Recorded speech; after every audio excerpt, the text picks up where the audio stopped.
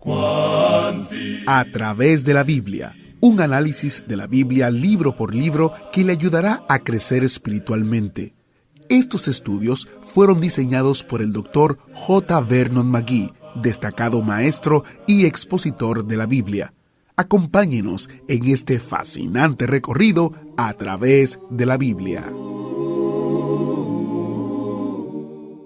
Estamos en los últimos capítulos del Evangelio de Lucas, llegando al clímax de la historia. Aunque los eventos pasaron hace más de 2000 años, tiene un impacto sobre su vida hoy. Bienvenido a través de la Biblia, el programa en el cual conocemos a Dios en su palabra. Soy su anfitrión, Heiel Ortiz. Antes de entrar en nuestro estudio de hoy, comenzando en Lucas capítulo 22, quisiera compartir algunos mensajes que hemos recibido de nuestros oyentes. El primero es un mensaje de un oyente del estudio en el idioma asamés, en la India. Soy profesor en una pequeña universidad privada. Crecí en una aldea sin cristianos, así que cuando oí su programa por radio, estuve intrigado. Nunca había oído mucho de la Biblia y encontré que sus transmisiones eran únicas. Mientras más escuchaba, más me interesaba en conocer al Dios que ustedes mencionaban. Cada día yo encontraba gran gozo y paz en mi corazón mientras escuchaba sus palabras. Es abrumador descubrir cuánto Dios nos ama a cada uno de nosotros. Por esto le he dado mi vida a Jesús para que pueda pasar la eternidad con Él. ¿No es eso maravilloso? Tenemos otra carta. Esta es de Diego. Él escucha el programa en español en Guatemala. Saludos a todo el personal de A Través de la Biblia. Me da mucho gusto saludarlos. Soy un joven de 19 años. Cuando tenía 17 años, dejé de ser ateo porque un día, por curiosidad, escuché uno de sus programas que hizo que Cristo entrara en mi corazón.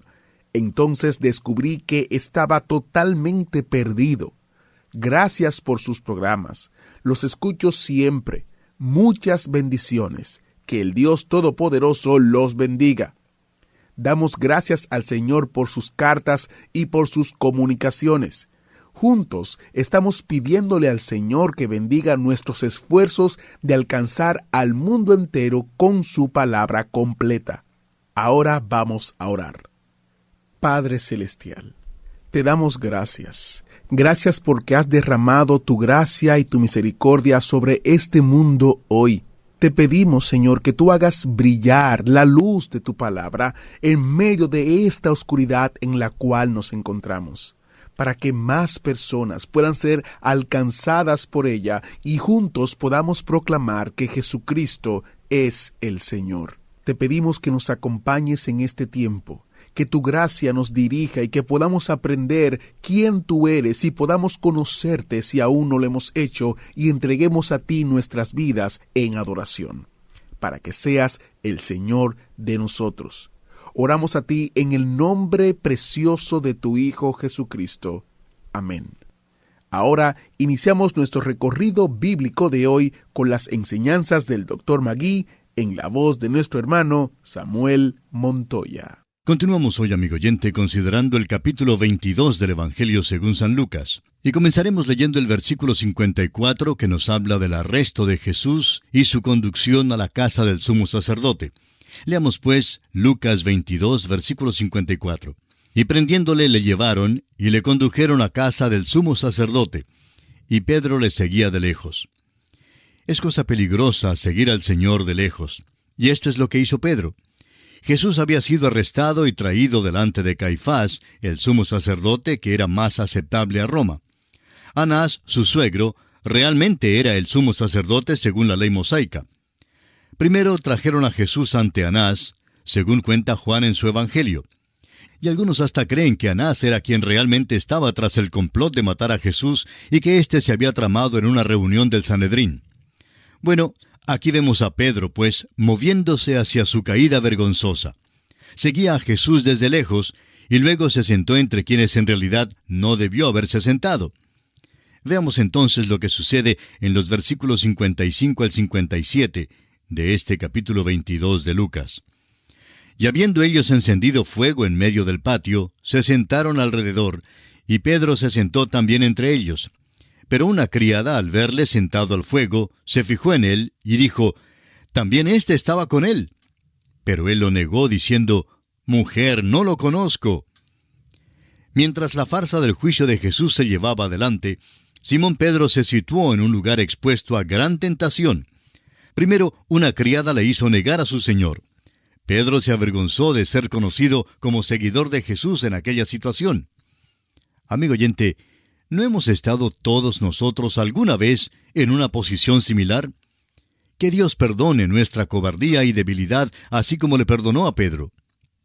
Continuemos ahora con los versículos 58 y 59 de San Lucas, capítulo 22. Un poco después, viéndole otro, dijo, «Tú también eres de ellos». Y Pedro dijo, «Hombre, no lo soy». Como una hora después, otro afirmaba diciendo, «Verdaderamente también éste estaba con él, porque es Galileo». Otro le señaló como seguidor de Jesús cuando trató de juntarse con otro grupo. Y una vez más, Pedro niega a Jesús. Y se aparta luego a un tercer lugar, y esta vez su debilidad de querer hablar demasiado fue lo que le metió en apuros.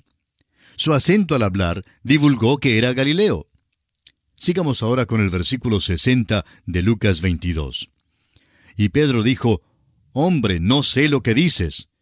Y enseguida, mientras él todavía hablaba, el gallo cantó. Amigo oyente, si Pedro hubiera dejado las cosas como estaban, eso habría sido su fin. Habría terminado como terminó Judas Iscariote. Pero fíjese lo que sucedió aquí en los versículos 61 y 62 de Lucas capítulo 22.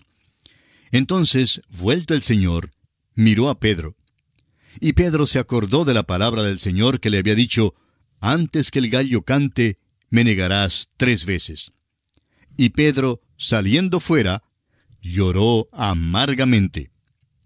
Simón Pedro amaba a Jesús y era sincero cuando prometió serle fiel, pero no conocía su propia debilidad, no se conocía a sí mismo. Todavía no había llegado al punto de reconocer que en él, en su carne, no moraba el bien. Pedro aprendió más tarde por experiencia propia la verdad que escribió en su primera carta, capítulo 1, versículo 5, donde dice, que sois guardados por el poder de Dios mediante la fe, para alcanzar la salvación que está preparada para ser manifestada en el tiempo postrero. Pedro lloró, amigo oyente, y estamos convencidos que estas fueron lágrimas de un arrepentimiento genuino. Cualquier hijo de Dios puede volverse a Él. El apóstol Juan en su primera carta, capítulo 1, versículo 9, nos dice que si confesamos nuestros pecados, Él es fiel y justo para perdonar nuestros pecados y limpiarnos de toda maldad. Simón Pedro era tan malo como era Judas. No le vendió, pero le negó. Ahora, la única diferencia que hay entre Judas y Pedro es que Pedro se arrepintió. Nuestro Señor oró para que la fe de Pedro no faltara. Luego, el doctor Lucas nos dice que nuestro Señor apareció personalmente a Pedro. Amigo oyente, Él es un Salvador maravilloso. Murió por nosotros y vive hoy para guardarnos. Y llegamos ahora a otro aspecto. Jesús es escarnecido y azotado. Leamos los versículos 63 al 65 de Lucas capítulo 22. Y los hombres que custodiaban a Jesús se burlaban de él y le golpeaban, y vendándole los ojos, le golpeaban el rostro y le preguntaban, diciendo, «Profetiza, ¿quién es el que te golpeó?» Y decían otras muchas cosas, injuriándole. Los principales sacerdotes y ancianos llevaron a Jesús a la casa de Anás. Ahora era ilegal detener a Cristo sin acusación, pero le detuvieron hasta cuando pudieran formular una acusación en una reunión del Sanedrín. Le arrestaron antes de que tuvieran un plan. Lo interesante es que su intención no había sido prenderle tan pronto como le prendieron. Judas había llegado donde ellos y les había dicho, «Mejor es que le prendan mientras pueden». Judas creía que el Señor podría salir de la ciudad, pero el Señor, por supuesto, no tenía ninguna intención de salir. ¿Se ha fijado usted alguna vez en las muchas cosas ilegales que ocurrieron en el juicio de Jesús? Fíjese usted, le arrestaron, acusándole de violar la ley mosaica, cuando en realidad fueron los líderes religiosos quienes violaron la ley.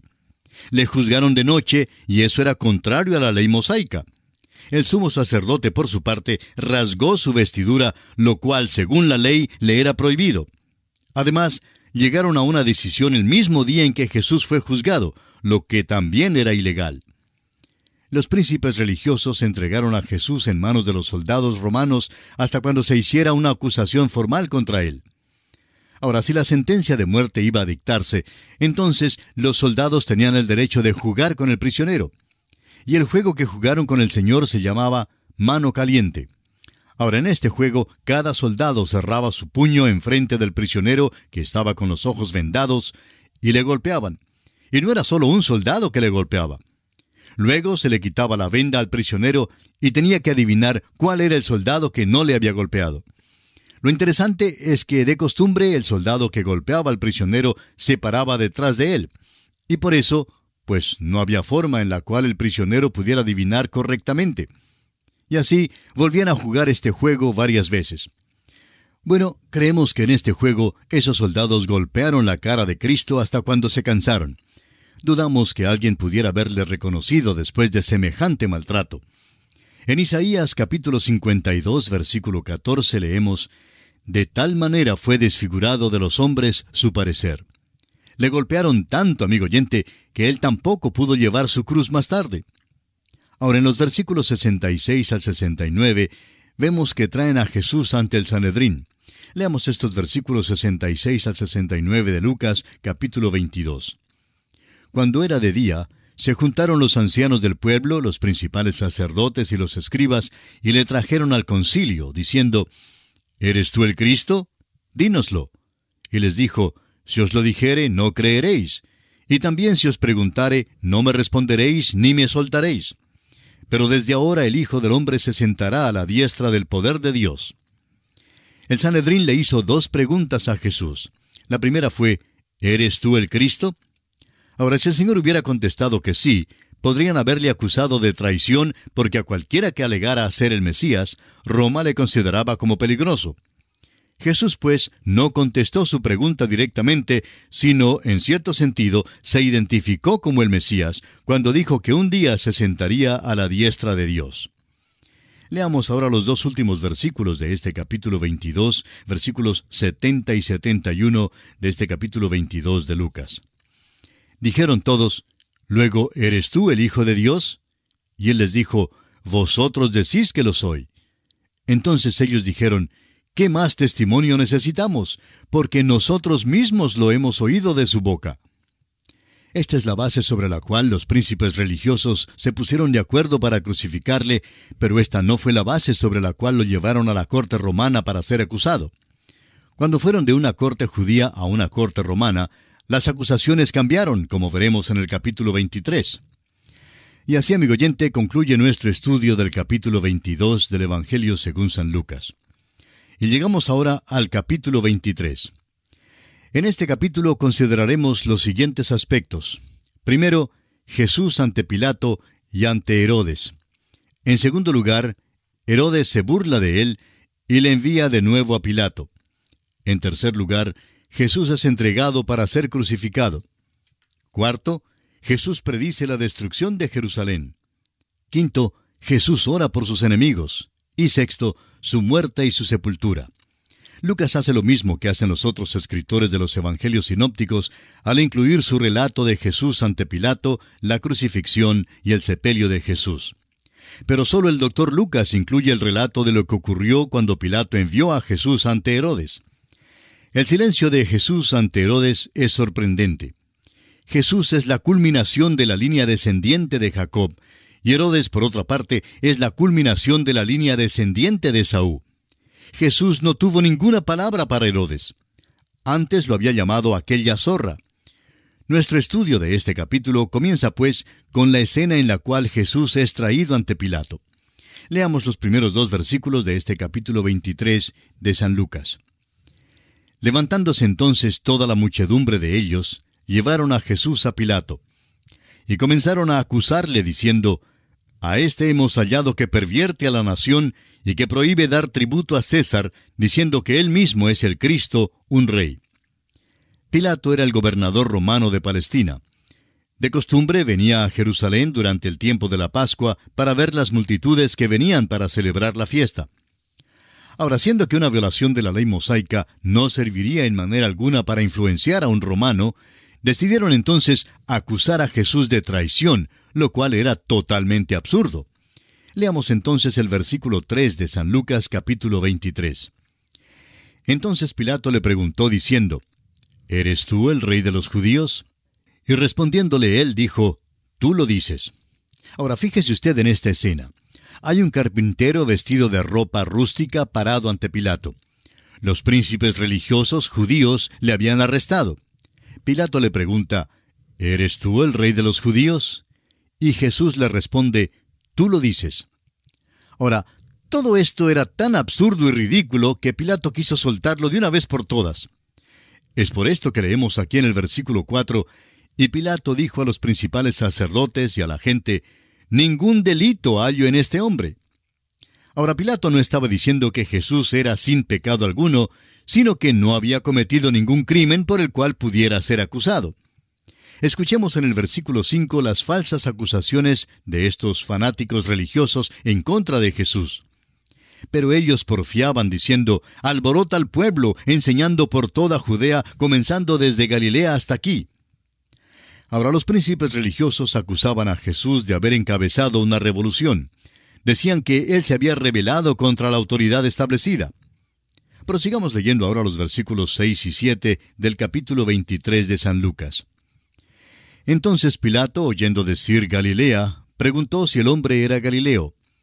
Y al saber que era de la jurisdicción de Herodes, le remitió a Herodes, que en aquellos días también estaba en Jerusalén. Pilato quería lavarse las manos de todo este asunto, y siendo que Galilea estaba bajo la jurisdicción de Herodes, y Herodes también se encontraba en Jerusalén, Pilato entonces decide enviar a Jesús donde Herodes. Ahora no creemos que fuera por casualidad que Herodes también estuviera en Jerusalén. Leamos ahora el versículo 8. Herodes, viendo a Jesús, se alegró mucho, porque hacía tiempo que deseaba verle, porque había oído muchas cosas acerca de él, y esperaba verle hacer alguna señal. Antes de este tiempo, Jesús le había mandado a los fariseos que le entregaran un mensaje a Herodes, y el mensaje era este: Id y decid a aquella zorra, he aquí echo fuera demonios y hago curaciones hoy y mañana, y al tercer día termino mi obra, según lo vimos en el capítulo 13 de este Evangelio de Lucas, en el versículo 32. Herodes en realidad sentía una viva curiosidad por ver a Jesús. Y note usted en el versículo 9, y le hacía muchas preguntas, pero él nada le respondió. Nuestro Señor no tenía ninguna palabra para Herodes. No temía a Herodes y rehusó perder tiempo con este hombre porque conocía lo que había en su corazón. Esta vieja zorra, como él lo llamó, había ido más allá del punto sin regreso y estaba ya en camino hacia una eternidad perdida. Ahora los versículos 10 al 13 de Lucas, capítulo 23, dicen: Y estaban los principales sacerdotes y los escribas acusándole con gran vehemencia. Entonces Herodes con sus soldados le menospreció y escarneció, vistiéndole de una ropa espléndida, y volvió a enviarle a Pilato. Y se hicieron amigos Pilato y Herodes aquel día, porque antes estaban enemistados entre sí. Amigo oyente, ¿puede usted ver a los príncipes religiosos haciendo todo lo posible para asegurarse de que Jesús fuera condenado? Herodes podía ver que no iba a lograr que Jesús hablara, y por eso sus hombres de guerra decidieron burlarse de él. Ahora, la ropa espléndida que le pusieron fue sin duda uno de los mantos desechados de Herodes, y lo usaron para burlarse de los argumentos que Jesús había presentado con respecto a su majestad. Ahora, siendo que no había nada más que Herodes pudiera hacer, decidió entonces enviar a Jesús de nuevo a Pilato. Esta frase, se hicieron amigos, aquí en el versículo 12, señala el principio del movimiento ecuménico, ya que antes de que este problema se presentara en cuanto a Jesús, Herodes y Pilato estaban enemistados entre sí. Pero ahora se juntan porque los dos se oponen a Jesús. Sigamos adelante ahora con los versículos 13 al 15 de este capítulo 23 de Lucas. Entonces Pilato, convocando a los principales sacerdotes, a los gobernantes y al pueblo, les dijo: Me habéis presentado a éste como un hombre que perturba al pueblo, pero habiéndole interrogado yo delante de vosotros, no he hallado en este hombre delito alguno de aquellos de que le acusáis. Y ni aun Herodes, porque os remití a él.